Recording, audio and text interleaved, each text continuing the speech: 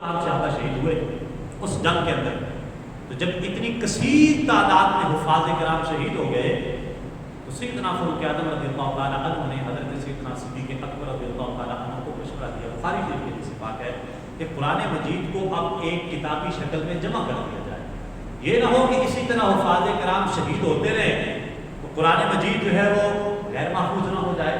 تو اس کو بک شیپ میں جمع کر دینا چاہیے, کتابی شکل میں لے آنا چاہیے. سیدنا صدیق اکبر رضی اللہ تعالیٰ عنہ نے فرمایا کہ جو کام رسول اللہ نے نہیں کیا میں وہ کیسے کر سکتا ہوں صلی اللہ علیہ وسلم. ہر دو طرف نیتیں صاف تھی, شریعت میں احتیاط تھی. فرمایا جو کام رسول اللہ صلی اللہ علیہ وسلم نے نہیں فرمایا میں وہ کیسے کروں.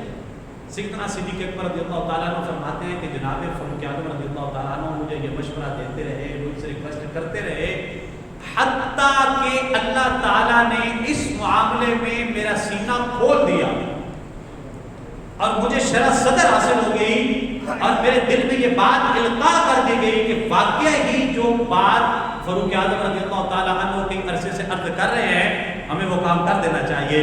تو فرماتے ہیں پھر میں نے تدوین قرآن مجید کا کام شروع کر دیا کہ اللہ تعالیٰ نے اس معاملے میں مجھے شرح صدر عطا فرما دی اور میرا سینہ کھول دیا.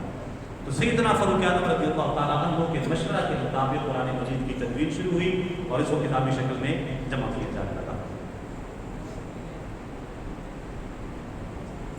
نہ صرف تلاوت کلام مجید, تدوین قرآن مجید, بلکہ عملی طور پہ قرآن مجید کو سیکھنا سیدنا فاروق اعظم رضی اللہ تعالیٰ عنہ کا ذوق و شوق بے مثال تھا. ایک مثالی ذوق تھا سیدنا فاروق اعظم رضی اللہ تعالیٰ عنہ کا.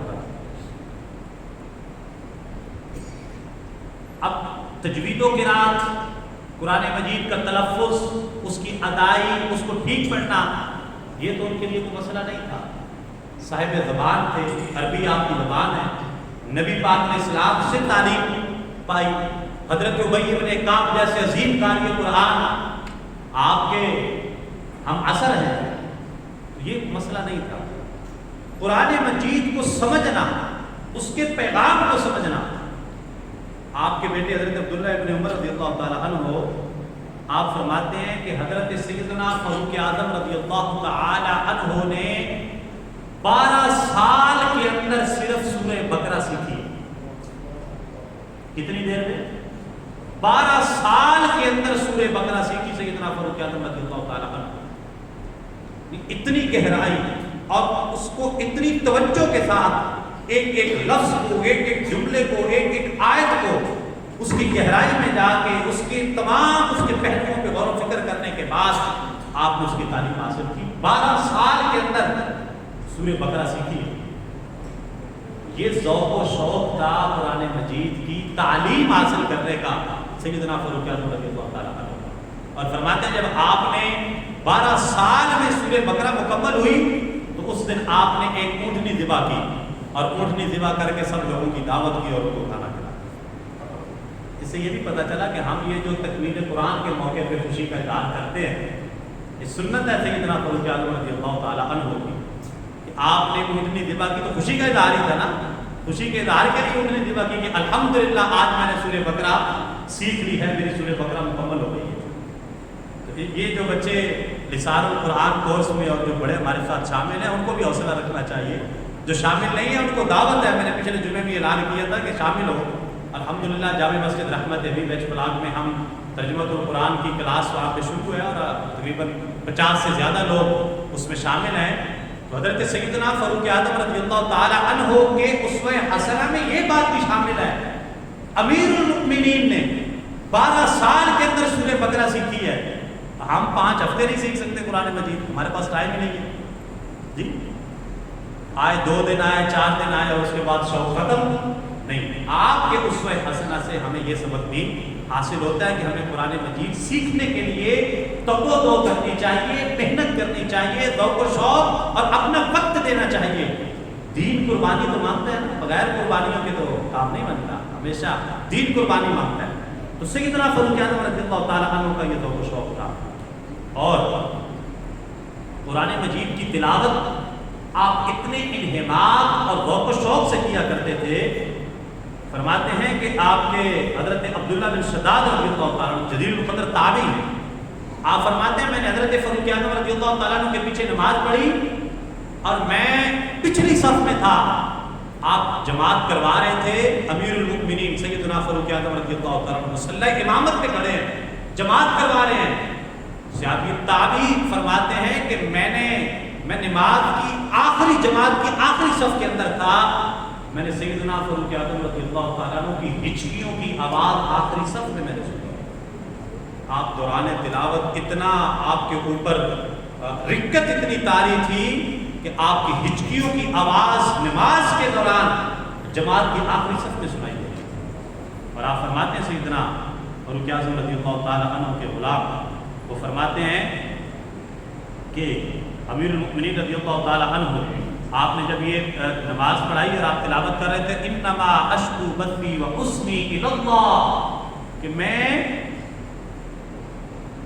اپنی پریشانی اور غم کی فریاد اللہ ہی سے کرتا ہوں، یہ آیت کریمہ آپ تلاوت فرما رہے تھے اور یہ آیت کریمہ تلاوت کرتے کرتے آپ کی ہچکیاں بن گئی۔ اور اکثر ایسا ہوتا سیدنا فاروق اعظم رضی اللہ تعالیٰ عنہ آپ جب نماز پڑھاتے قرآن مجید کی تلاوت کرتے تو اتنا روتے کہ آگے تلاوت کرنے کی سخت نہ ہوتی، وہیں پہ رکوع فرما دیا۔ یہ آپ کا تلاوت کلام مجید کے ساتھ سیدنا فاروق اعظم رضی اللہ تعالیٰ عنہ کی ایک محبت تھی۔ اور جو صاحب قرآن تھے، جو حفاظ قرآن تھے، ان کے ساتھ محبت اور ان کی عزت اور ان کی تقریب، کیونکہ یہ محبت کی عربی زبان کا ایک محاورہ ہے کل منسوب الی محبوب محبوب، محبوب سے جڑی ہوئی ہر چیز محبت کے قابل ہوتی ہے، محبوب سے جڑی ہوئی ہر چیز پیاری لگتی ہے۔ قرآن مجید سے اگر پیار ہے تو جو قرآن خوبصورت پڑھے گا اس سے بھی پیار ہوگا، جو قرآن مجید اچھا پڑھے گا اس سے بھی پیار ہوگا، جو قرآن مجید پڑھائے گا اس سے بھی پیار ہوگا، جو اشاعت اور ترویج قرآن مجید کرے گا اس سے بھی پیار ہوگا، اس لیے کہ وہ آپ کی محبوب چیز کو پروموٹ کر رہا ہے۔ تو سیدنا فاروق اعظم رضی اللہ تعالیٰ عنہ کی سیرت میں یہ بات بھی شامل تھی۔ آپ کے دور میں ایک عرب کے زبردست شاعر جو تھے، انہوں نے اپنے زمانے جاہلیت میں بہت بڑے شاعر تھے، سیدنا فاروق اعظم رضی اللہ تعالیٰ عنہ کے پاس حاضر ہوئے۔ لبید بن ربیعہ رضی اللہ تعالیٰ عنہ زمانے جاہلیت کے بہت بڑے شاعر، لبید بن ربیعہ اسلام قبول کر لیا، اللہ نے اسلام کی دولت عطا فرمائی۔ سیدنا فاروق اعظم رضی اللہ تعالیٰ عنہ کی خدمت میں حاضر ہوئے، آپ نے فرمایا لبید کوئی شعر سنا دو یار۔ حضرت لبید نے سورہ بقرہ کی تلاوت سنا دی۔ فرمایا یار میں نے تم سے شعر کی فرمائش کی ہے، سورہ بقرہ تو خود میں نے 12 سال میں سیکھی ہے، مجھ سے اچھی کس کو آتی ہے؟ میں نے تمہیں کہا ہے اپنا کوئی شعر سناؤ، قربان جائیں۔ ان لوگوں نے اسلام قبول کیا نا تو یہاں سے اوپر نہیں، ٹھیک ہے، ہاں یہاں نیچے، اسلام ان کے دل میں اترا، اور جب اسلام قبول کیا تو پھر سب کچھ ریجیکٹ کر دیا، بس پھر اسلام، صرف اسلام، اسلام بن اسلام بن اسلام بن اسلام۔ حضرت سلیمان فارسی سے پوچھا گیا نا، صحابہ بیٹھ کے اپنے شجرے بیان کر رہے تھے، میرا نام یہ، میرے باپ کا نام، میرے دادا کا نام، پردادا کا نام۔ حضرت سلیمان فارسی کے سارا کچھ چھوڑ کے اسلام کے لیے آ گئے تھے۔ فرمایا عرض کی سلیمان آپ بھی بتائیے ذرا، اپنا شجر نسب بتائیے، اپنا فیملی ٹری بیان کیجیے۔ تو حضرت سلیمان فارسی اپنا فیملی ٹری بیان کرتے ہوئے کہنے لگے سلیمان بن اسلام بن اسلام بن اسلام۔ فرمایا میں سلیمان ہوں، میرا باپ بھی اسلام ہے، دادا بھی اسلام ہے، پردادا بھی اسلام ہے، سارا کچھ اسلام ہے، اس لیے کہ میں سب کچھ اسلام کی خاطر چھوڑ کے آ گیا ہوں، اب میرا سب کچھ اسلام ہے اور میرا کچھ بھی۔ حضرت لبید بن ربیعہ رضی اللہ تعالیٰ عنہ سے جب سیدنا فاروق اعظم رضی اللہ تعالیٰ عنہ نے فرمایا کہ شعر سنائیے، سورہ بقرہ کی تلاوت سنا دی۔ فرمایا میں نے کہا شعر آپ نے سورہ بقرہ، کہا کہ جب سے اللہ تعالیٰ نے مجھے سورہ بقرہ اور سورہ آل عمران عطا فرمائی ہے، اب مجھے کوئی شعر پڑھنے کی ضرورت ہی نہیں ہے، ان کے اندر ہی اتنی لذت آتی ہے کہ مجھے اللہ تعالیٰ نے ہر شعر اور شاعری سے بے نیاز فرما دیا ہے۔ اب میری محبت اور میرا تعلق سورہ بقرہ کے ساتھ ہے، سورہ آل عمران کے ساتھ ہے۔ آپ سیدنا فاروق اعظم رضی اللہ تعالیٰ عنہ اتنا خوش ہوئے، صرف یہ نہیں کہا واہ واہ لبید کیا بات ہے، تمہاری بات سے بڑا مزہ آیا ہے، تم نے یہ بات کی، یقین جانو ہمیں مزہ آ گیا، واہ ماشاء اللہ سبحان اللہ، بس جی ہاں اس سے آگے کوئی نہیں، ماشاء اللہ سبحان اللہ، بڑا مزہ آیا ماشاء اللہ۔ سیدنا فاروق اعظم رضی اللہ تعالیٰ عنہ نے 2000 روپیہ وظیفہ دیتے تھے، فرمایا آج کے بعد لبیب بن ربیعہ کا وظیفہ 2500 روپیہ ہے، اس لیے کہ یہ قرآن سے محبت کرتا ہے۔ ایسے بھی محبت ہوتی ہے قرآن سے، یہ بھی سیدنا فاروق اعظم رضی اللہ تعالیٰ عنہ کی سیرت ہے۔ سبحان اللہ ماشاء اللہ سے محبت وہ بھی ہوتی ہے، لیکن یہ بھی ہوتی ہے حضرت فاروق اعظم رضی اللہ تعالیٰ عنہ کی سیرت میں یہ بھی شامل ہے کہ جو قرآن اچھا پڑھتا ہے پھر آپ نے اس کا وظیفہ بھی بڑھا دیا، فرمایا ٹھیک ہے جی 2000 وظیفہ تھا 2500 وظیفہ ہوگا ان کا، اس لیے کہ یہ قرآن مجید سے محبت کرتے ہیں۔ تو آپ نے مؤذنین کے وظیفے مقرر فرمائے، مختلف جو ہے وہ ائمہ کرام کے وظیفے مقرر فرمائے، جو قرۂ کرام تھے ان کے وظائف مقرر فرمائے، بدری صحابہ کے وظائف آپ نے مقرر فرمائے۔ تو یہ سیدنا فاروق اعظم رضی اللہ تعالیٰ عنہ کی قرآن مجید سے محبت تھی۔ اور پھر ایک امیر المؤمنین ہونے کے ناطے ہمارے جو حکمران ہیں اور حکام بالا ہیں ان کے لیے بھی ایک بات بیان کر کے میں اپنی گفتگو کو ختم کر رہا ہوں۔ سیدنا فاروق اعظم رضی اللہ تعالیٰ عنہ امیر المؤمنین ہونے کے باوجود صحابہ فرماتے ہیں کہ آپ مکہ المکرمہ سے مدینہ المنورہ سے مکہ مکرمہ تشریف لے گئے، پورے راستے میں جاتے ہوئے فرماتے ہیں کسی جگہ پہ سیدنا فاروق اعظم رضی اللہ تعالیٰ عنہ نے خیمہ یا وہ ٹینٹ نہیں لگوایا، بلکہ جب کبھی آرام کرنا ہوتا کسی درخت کی چھاؤں میں لیٹ جاتے، یا آپ چمڑے کا ایک آپ کے پاس بستر تھا وہ اوپر کر کے اس کی چھاؤں میں آپ لیٹ جایا کرتے تھے تاکہ سرکاری خزانے پہ بوجھ نہ پڑے۔ یہ حکمران تھے، ایک دن بازار میں تشریف لے کے جا رہے ہیں تو ایک کھجور کا ٹکڑا، آدھی کھجور پڑی ہوئی بازار کے اندر، آدھی کھجور، اس کے ساتھ بھی مٹی لگی ہوئی تھی۔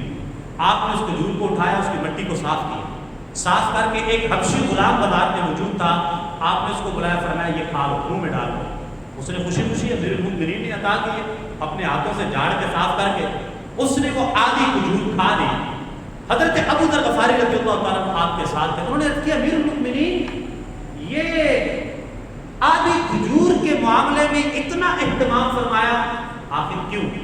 یہ نہیں کہ وہ مزاج عمر سے واقف نہیں تھے، حضرت ابو ذر سے بڑھ کے بڑا متوکل کون تھا جو جن کا سخت اختلاف تھا، وہ فرماتے تھے کل کے لیے بھی کوئی شاید جمع کر کے نہیں رکھنی۔ توکل علی اللہ کا مطلب یہ ہے جو کچھ آج آیا ہے ضرورت کے مطابق کھا لو، باقی اللہ کی راہ میں بانٹ دو، کل جو اللہ زندگی دے گا وہ رزق بھی عطا کر دے گا۔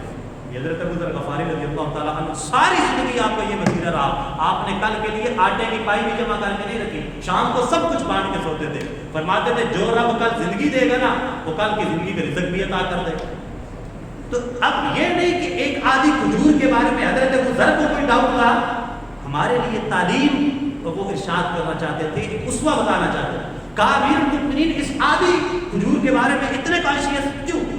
فرمایا ابو ذر فَمَن يَعْمَلْ مِثْقَالَ ذَرَّةٍ خَيْرًا يَرَهُ، اللہ نے فرمایا قرآن مجید جو مثقال برابر بھی کوئی نیکی کرے گا نا وہ اللہ اس کو دیکھ رہا ہے، اللہ اس کا اجر دے گا۔ فرمایا یہ آدھی کھجور کا ٹکڑا زیادہ ہے یا مثقال زیادہ ہے؟ انہوں نے کہا جی یہ آدھی کھجور کا ٹکڑا زیادہ ہے، مثقال تو اس سے بھی کم ہے۔ تو فرمایا جب اس سے بھی کم پہ اللہ تعالیٰ اجر عطا فرمائے گا تو اس آدھی کھجور کے ٹکڑے پہ اللہ تعالیٰ کتنا اجر عطا فرمائے گا۔ حضرت فاروق اعظم رضی اللہ تعالیٰ عنہ نے کفایت شعاری سکھائی اور اپنے سرکاری خزانے اور قوم کی اس آدھی کھجور کو بھی ضائع نہیں ہونے دیا۔